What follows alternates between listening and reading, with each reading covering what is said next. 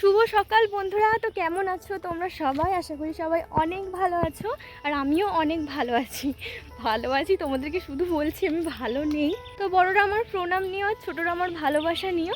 তো চলো আজকের ভিডিওটা শুরু করা যাক। তো এখন বাজে সকাল 9:30। তো এখন থেকে আমার ব্লগটা স্টার্ট করছি। ভাবছিলাম যে এখন থেকে স্টার্ট করব না, একটু পর থেকে করব। কারণ দেখো সেজে গুজে আছি, নতুন জামা পরেছি, সোনামাকে নতুন জামা পরিয়েছি, কারণ বাবার বাড়ি যাব বলে। তো ভাইকে ফোন করাও হয়ে গেছে, সব ঠিক হয়ে গেছে, ব্যাগপত্র গোছানো হয়ে গেছে। যাব বলে ভাইকে বললাম যে আনতে আসবি সকালের দিকে 10টার সময় করে, তুই বেরোবি বাড়ি থেকে। তো আমি হাঁপিয়ে যাচ্ছি কথা বলতে বলতে। কি আমাদের বাড়িতে যে ইট বইছে, আগের একটা ব্লগে তোমাদের দেখিয়েছি, তো তাদেরকে টাকা দিতে হবে। আর সোনামার বাবা হচ্ছে টাকা পাঠিয়েছে, তো টাকাটা কালকে রাতে পাঠিয়েছে, টাকাটা কিন্তু এখনও ঢোকেনি। আর তাদের টাকা কাজের টাকা না দিয়ে আমি তো যেতেও পারবো না বাবার বাড়ি। তো তার জন্য আমি টাকাটা তুলতে গিয়েছিলাম, কিন্তু কেন জানি না টাকাটা এখনও ঢোকেনি। তো দেখো ছাতা টাতা নিয়ে গেছি, এত রোদ গরম, এখন 9:30 বাজে। তো গিয়ে আমাকে ফিরে আসতে হলো, কি আর করা যাবে। ভাবলাম যে টাকাটা তুলে নিয়ে এসে সোনামার ঠাকুমার হাতে দিয়ে দেবো, দিয়েই আমি বেরিয়ে যাব। তো বাবাই মাত্র ফোন করেছিল, আমার বাবা, কারণ আমার ভাই তো আসবে আনতে। তো বাবা ফোন করলো, বাবাকে সব কিছু খুলে বললাম যে এরকম এরকম হয়েছে। বাবা বললো ঠিক আছে, ভাই তো বিকেলে কাজে যাবে, বিকেলে তো ভাই যেতে পারবে না, তাহলে বিকেলে আমিই যাব। তো আমি বাবাকে বললাম যে ঠিক আছে বিকেলে তুমি এসো, এখন আর যেতে পারবো না। তো এখন গিয়ে সব কিছু আবার চেঞ্জ করে বাড়ির জামা কাপড় পরে ফেলতে হবে। তো চলো বাড়িতে গিয়ে আবার ব্লগটা শুরু করছে। এখন আপাতত ফোনটা ঘুমাচ্ছিল, আর ওটার ওয়েট করছিলাম। ও যেই উঠেছে ঘুম থেকে অমনি ওকে শুধু মুখটা ধুইয়ে জামাটা পরিয়ে নিয়ে চলে এসেছি। কারণ আমি ভাবলাম যে শুধু যাবো, টাকাটা তুলবার, কাছেই এটিএম, তো যাবো টাকাটা তুলবার চলে আসবো। তার জন্য খাওয়ানোও হয়নি। দেখো হয়তো খিদে পেয়ে গেছে, ওই জন্য মুখটাকে কেমন একটা করে আছে। তো বন্ধুরা, এতক্ষণ যে ভিডিও ক্লিপগুলো দেখলে সেটা হচ্ছে কালকের ভিডিও ক্লিপ। বললাম না যে বিকেলে বাবার বাড়ি যেতে পারবো, তো বিকেলেও আমি যেতে পারিনি। তো আজকে এসেছি, মানে কালকে ভিডিও ক্লিপগুলো নিয়েছিলাম, কিন্তু কালকে আর বিকেলে বাবার বাড়ি আসতে পারিনি। তো তারপর থেকে মনটা আমার এতটাই খারাপ হয়ে গিয়েছিলো, যার জন্য কোনো ভিডিওই আমার করতে ইচ্ছে করছিল না, তো ভিডিও করা হয়নি সারাদিন। তো আজকে আমি আবার ভিডিওটা স্টার্ট করেছি, আর আজকে দেখো বাবার বাড়ি কিন্তু চলেও এসেছি। আর আজকে এত বড় একটা দুর্ঘটনার সম্মুখীন হয়ে আমি এসেছি তোমাদের সাথে, ওটাই আমি আজকে শেয়ার করতে এসেছি। কারণ সবটাই তোমাদের সাথে শেয়ার করাটা উচিত, আর আমি তো সবটাই শেয়ার করি, তো তার জন্য শেয়ার করছি। আর আমি জানি আজকের ভিডিওটা কিন্তু তোমাদের একদমই ভালো লাগবে না, হয়তো ভালো নাও লাগতে পারে, কারণ আমি জানি, আমি বুঝতে পারছি আজকে কিন্তু তোমাদের পছন্দ মতন, তোমাদের মনের মতো করে আমি ভিডিওটা করতে পারিনি। তো চলো এবার দুর্ঘটনাটার কথা বলি। আসলে কালকে তো বললাম না বাবার বাড়ি আসতে পারিনি, তো আজকে আসবো বলে সকালবেলা জামা কাপড় পরে সেজে গুজে টোটোওয়ালাকে আমি বলে রেখেছিলাম যে আমাদের বাড়ি থেকে বাস স্ট্যান্ডের ওখান পর্যন্ত, মানে যেখানে গাড়িতে উঠি সেখান পর্যন্ত দিয়ে আসতে, কারণ একটা বড় ব্যাগ হয়েছিল, ব্যাগটা নিয়ে আমি যেতে পারবো না। মানে কালকে বিকেলে বলে রেখেছিলাম, কিন্তু টোটোওয়ালাটার আমার একটু সকালে দেরি হয়েছে বলে, মানে আমি বলেছিলাম 8:30টার সময় করে যাব, আমার 9টা 9:30 বেজে গিয়েছিলো বলে রেডি শেডি হতে। তো তার জন্য টোটোওয়ালাটা না অন্য জায়গায় ভাড়া চলে গিয়েছিল। তো তাকে ফোন করা হলো, সে বললো 1-1.5 ঘন্টা পর আমি যাব তোমাদের বাড়ি তোমাকে আনতে। তো আমি বললাম 1-1.5 ঘন্টা পর এলে তো হবে না, কারণ আমার ভাই অর্ধেক রাস্তায় এসে দাঁড়িয়ে আছে, আমাকে আনতে এসেছে, সে কতক্ষণই বা দাঁড়িয়ে থাকবে একটা ছেলে রাস্তাতে। তো আমি বললাম যে ঠিক আছে কোনো ব্যাপার না, আমি চলে যাবো যেমন তেমন করে, তোমাকে আর আসতে হবে না। টোটোওয়ালাকে বারণ করে দিলাম। তো আমার যাকে বললাম যে দিদি অন্য কোনো টোটোওয়ালার নাম্বার থাকলে তুমি একবার ফোন করো, কারণ আমার কাছে কোনো টোটোওয়ালারই নাম্বার নেই, যতবার যেখানে যাই দিদির কাছ থেকেই নাম্বার নিয়ে ফোন করে দিদির ফোন থেকে যাই। তো দিদি বললো যে আর তো কোনো টোটোওয়ালা এখন হঠাৎ করে যদি নাও আসতে পারে, তো আমাদের বড় মানু তো আছে, মানে বড় মানু মানে আমার জায়ের মেয়ে, তো সে তো আছে, তাহলে আমার যাই বললো যে বড় মানু যা কাকিমাকে একটু দিয়ে আয় না গিয়ে সাইকেলে করে। তো আমি বললাম ঠিক আছে তাহলে চলো, বলে সে না বেরিয়েছে সাইকেল নিয়ে। আর আমার ব্যাগটা না প্রচণ্ড পরিমাণেই ভারী ছিল, অনেকটা ভারী, আর অনেক বড় ব্যাগ। তো সে ব্যাগটা না হ্যান্ডেলে নিয়েছে, সাইকেলের সামনে হ্যান্ডেলে নিয়েছে। তো আমি আর আমার যা দুজন মিলে সোনামাকে নিয়ে পিছনে পিছনে আসছে, আর ও সাইকেলটা নিয়ে একটু এগিয়ে গেছে। আর আমাদের বাড়ির সামনেই একটা মানে ঢালাই রাস্তার পাশে একটা গর্ত টাইপের জায়গা আছে, মানে খাল মতো বলা যেতে পারে ওখানটা, পোলের মতো। তো ওই জায়গাটায় বন জঙ্গল অনেকটা পরিমাণ জল জমেছিল। তো সে সাইকেল নিয়ে পুরো গড়িয়ে ওখানটায় ঢুকে গেছে, সাইকেল শুদ্ধ পড়ে গিয়েছিল, পুরো সাইকেল তার ঘাড়ের ওপর। ব্যাগটা তো আমার ডুবেইছে, আর সাইকেলও ডুবে গেছে, প্লাস হচ্ছে আমাদের মেয়েটা মানে ওটাই আমাদের মনের শান্তি যে অত বড় দুর্ঘটনা একটা ঘটে গেল, শুধু মেয়েটার কিছু হয়নি। মানে কি বলবো, তখন আমি আর আমার যা যে দুজনে মেয়েটাকে আমাদের তুলবো, আমাদের তোলার ক্ষমতা নেই, মানে পুরো হাত পা থরথর করে কাঁপছে, কী হলো মেয়েটার। আর আমাদের বড় মানুষ এত জোরে চিৎকার করেছে ওখানটায় যে কেউ ভয় পেয়ে যাবে। তারপরে লোক টোক জড়ো হলো, তারপরে আমার যা নামলো নেবে, আমাদের মেয়েটাকে তুললো, তোলার পরে তারপরে সাইকেলটাকে তোলা হলো, আমার ব্যাগটাকে তোলা হলো, ব্যাগে জামা কাপড় সাজগোজ যে সমস্ত কিছু সব তো ভিজে গেছে, শুধু আর আমার যে টাকার পার্সে টাকা ছিল, তারপরে এটিএম ছিল, সব কিছু আবার পাঁকের মধ্যে পুঁতে গিয়েছিল ওখানে। টাকার ব্যাগ খুঁজে খুঁজে লাস্টে পাই না। আমার যা বললো, সবাই বললো ওখানে যে একটা বাধা পড়ে গেছে এত বড়, তো তুমি আর যেও না। আমি বললাম যে না, আমাকে যেতেই হবে ভাই, অর্ধেক রাস্তায় এসে দাঁড়িয়ে আছে, আমি কতদিন এরকম যাবো না করে করে কেটে যাচ্ছে, তো আজকে যাই হয়ে যাক আমি যাবই।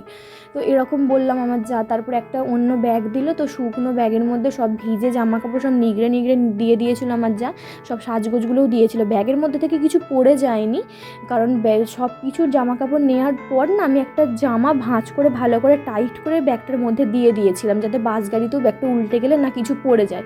তো তার জন্য তো কিছু ব্যাগ থেকে পড়েনি, শুধুমাত্র আমার পয়সার যে পার্সটা ছিল, টাকার পার্সটা, সেই পার্সটা কিন্তু ব্যাগ থেকে পড়ে গিয়েছিল, পার্সটা ব্যাগের উপরেই ছিল, তো সেই জন্য। তো তারপরে পার্স খুঁজে তো পাই না, তারপর সবাই বললো হয়তো পার্সটা জলের মধ্যেই পড়ে গেছে। তো আমি আবার জামাটামা চেঞ্জ করে জলের মধ্যে নামলাম, নেমে পার্সটাকে তুললাম, দেখলাম পুরো পাকে পুঁতে গিয়েছিল। তো এটিএমটা কি হয়েছে আমি এখনও পর্যন্ত জানি না। ব্যাগের মধ্যে আমার চার্জার ছিল, তো চার্জারটা তো খারাপ হয়েই গেছে, আর টাকা পয়সাগুলো ভিজে গিয়েছিল, তো আসতে পারবো না, কীভাবে টাকা পয়সাগুলো ভিজে টাকাগুলো নিয়ে আসবো। তো তার জন্য আমার যা আবার টাকা দিল, আমাকে কিছু টাকা দিল এখানে আসার মতো, তো সেই টাকাটা নিয়ে আমি এসেছি। তো এত বড় একটা দুর্ঘটনার সম্মুখীন আজকে আমি হয়েছি, তোমাদেরকে হয়তো কিছু ভিডিওতেই আমি কদিন ধরেই বলছি, কারণ আমার এখানে আসার জন্য অনেক বাধা পড়ে যাচ্ছে। এবারে কেন জানি না, অন্য সময় তো আমি সাজি গুজি মন হয় আমি চলে আসি, একাই চলে আসি, এবারে কেন যে এরকম হচ্ছে আমি জানি না। তো এটাই তোমাদের সাথে শেয়ার করা ছিল, একটা বড় দুর্ঘটনার হাত থেকে আমরা বেঁচেছি, কারণ যা কিছু হতে পারতো। আমাদের যে বড় মেয়েটা পড়ে গিয়েছিল জলে, তার হাত ভাঙতে পারতো, পা ভাঙতে পারতো, চোখে কিলে লাগতে পারতো, সাইকেলের রড মট ঢুকে যেতে পারতো, মানে যে কোনো কিছুই হতে পারতো, অনেক ব্যথা পেতে পারতো, মানে সেটা থেকেই ঠাকুর আমাদেরকে বাঁচিয়ে দিয়েছে। তো ওটাই একটা মনের শান্তি। তো আবার কি হয়েছে, বাড়ি থেকে যখন বেরোবো তখন না অর্ধেক রাত থেকে বাড়িতে কারেন্ট নেই, ফোনে চার্জ নেই, একটুখানির জন্য কারেন্ট এসেছিলো, আমি চার্জ দিয়েছিলাম, 10% চার্জ হয়েছিল ভাইকে ফোন করার মতো। তো ভাইকে ফোন করতে করতে সেটাও শেষ হয়ে গিয়েছিল, যে ওখানে অত বড় দুর্ঘটনার সময় যে তোমাদেরকে দেখানোর জন্য একটু ভিডিও ক্লিপ নেবো সেটাও আমি নিতে পারিনি, ফোন সুইচ অফ ছিল। বাড়িতে এসে তো দেখলাম চার্জারটা খারাপ হয়ে গেছে এখানে বাবার বাড়িতে এসে। তো এখানে ভাই পাড়ার একটা ছেলে চার্জার নিয়ে এসে আমার ফোনটা চার্জ করে দিয়েছে। তো তারপর থেকেই সেই চার্জটা থেকেই আমি কিন্তু এতগুলো ভিডিও ক্লিপ নিয়েছি এখানে এসে, তোমরা যেগুলো দেখতে পাচ্ছ বাবার বাড়িতে চলে আসার পর যে ভিডিও ক্লিপগুলো নিয়েছি, তো এগুলোই তোমাদের সাথে এখন আমি শেয়ার করতে পারছি। তো প্লিজ প্লিজ প্লিজ তোমরা কিছু মনে করো না, আমি অনেক অনেক অনেক ক্ষমা চেয়ে নিচ্ছি তোমাদের কাছে।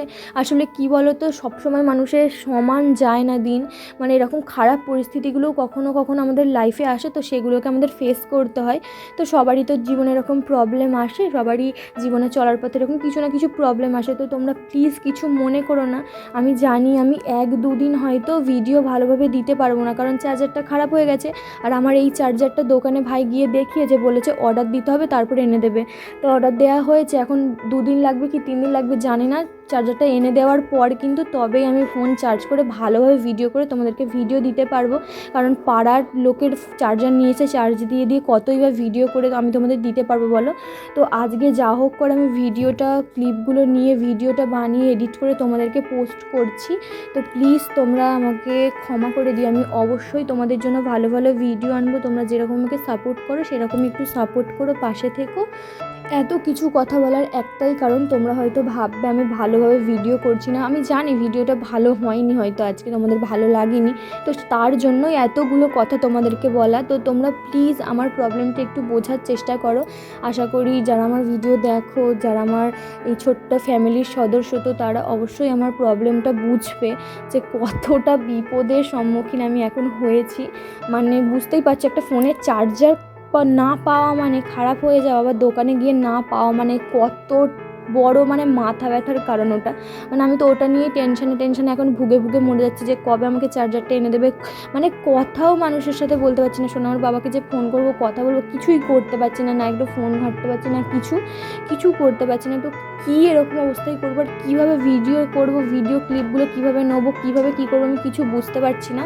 তো বারবার তোমাদেরকে একটা কথাই বলছি, তো প্লিজ তোমরা কেউ রাগ করো না বা কিছু খারাপ মনে করো না যে আমি ভালোভাবে ভিডিও করছি না বা কিছু, এরকম কোনো ব্যাপার নয়। একটা বিপদে পড়ে গেছি, তাই জন্যই এরকমভাবে ভিডিওটা করে তোমাদেরকে পোস্ট করছি। তো প্লিজ তোমরা ভিডিওটা যারা দেখছো, যারা আমার প্রবলেমগুলো বুঝতে পারছো, তারা প্লিজ আমার পাশে থেকো।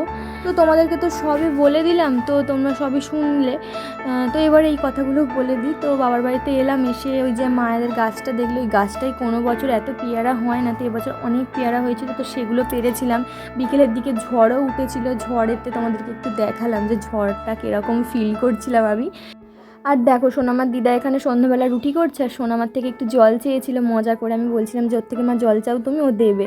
তো আমার মা চাইছিল, তো সোনামা সেটাই দেখো বোতলটা ঘর থেকে এনে কিন্তু তো ওর দিদাকে ঠিক দিল, আর ওর দিদা জলটা খেলো বলে ও কতটা খুশি হলো। তো এরকম সুন্দর মুহূর্তগুলোই কিন্তু আমরা এখন কাটাচ্ছি। তো আরও এরকম সুন্দর মুহূর্ত কাটাবো এবং তোমাদের সাথে সেগুলো শেয়ার করবো। আজকের ভিডিওটা খারাপ হয়েছে তো কী হয়েছে, তোমাদের বারবার বলছি তোমরা কেউ রাগ করো না, তো কেউ মুখ ফিরিয়ে নিও না। তো যেরকম বন্ধু আছে, যেরকম আমার পরিবারের সদস্য আছে, তো সেরকমই আমার পাশে থেকো। তো দেখো সোনামাকে কিন্তু এই ছাতাটা তার দিদা কিনে দিয়েছে, মানে অনেক দিন থেকেই কিনে রেখে দিয়েছে, আমরা আসিনি বলে। তো এবার এসেছি, তাই সোনামাকে বের করে দিয়েছে। বিকেলবেলা দেখলে না ঝড় উঠেছিল আর একটু টিপ করে বৃষ্টিও পড়ছিল, তো তার জন্য সোনামাকে বার করে দিয়েছিল। তো এই দেখো রাতের খাবার হচ্ছে রুটি আর দুধ। তো আজকের ভিডিওতে এটুকুই। চলো বন্ধুরা, তো কী আর করা যাবে, যেরকম সেরকমভাবে ভিডিওটা বানিয়েছি। তো পরবর্তীতে আরও সুন্দর ভিডিও তোমাদের কাছে আনবো কিন্তু আমি। তো চলো আজকের মতো টাটা বাই, গুড নাইট, সুস্থ থেকো, ভালো থেকো সবাই।